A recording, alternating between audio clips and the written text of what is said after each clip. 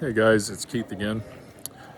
I made this channel a while ago thinking I have a lot of time to talk about my experience as a new priest. And what I've discovered is that when you're doing a church, you really don't have time to make YouTube videos. But I don't know, maybe things will slow down. But yeah, if you don't know about this channel, I'm the vicar, St. Paul's Episcopal Church in Tombstone, Arizona. And it's kind of fun getting to call yourself the vicar of Tombstone. It's just an old western town. But at our church, we've shrank in attendance. And, it's been very difficult.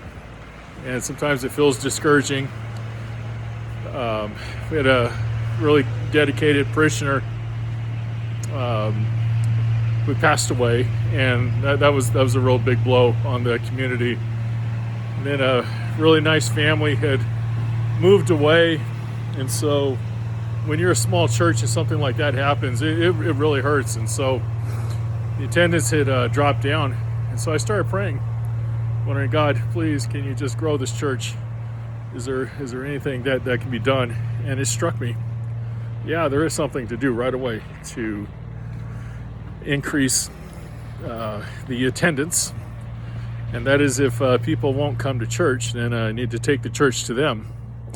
So start reaching out to the shut-ins, the older folks who have a hard time getting to a church because their energy gives out and health issues kick in.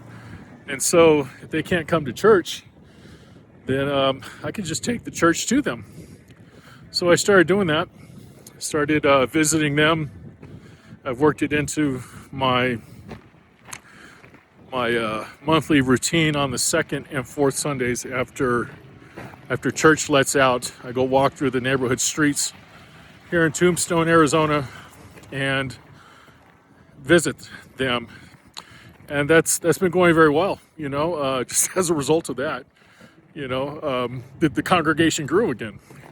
Of course, they're not coming into church service at the normal time, but I do regard them as part of the church still. In fact, one lady, she's I think 84 years old, and it's really hard for her to get out of her apartment.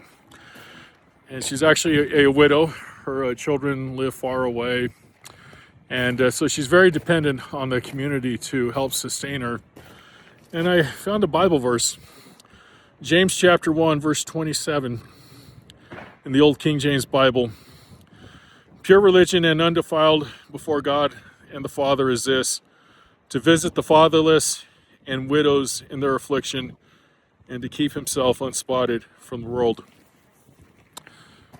Yeah, it's what we're supposed to do. This was something the church should be doing, especially the ministers. Get out there, visit the widows. Go check in on the shut-ins, pray with them, bring them communion. And I can't tell you how much these people love it. And I'm beginning to sense that word is making its way around through the community that I am going out there to visit them and to pray with them, to encourage them in the faith.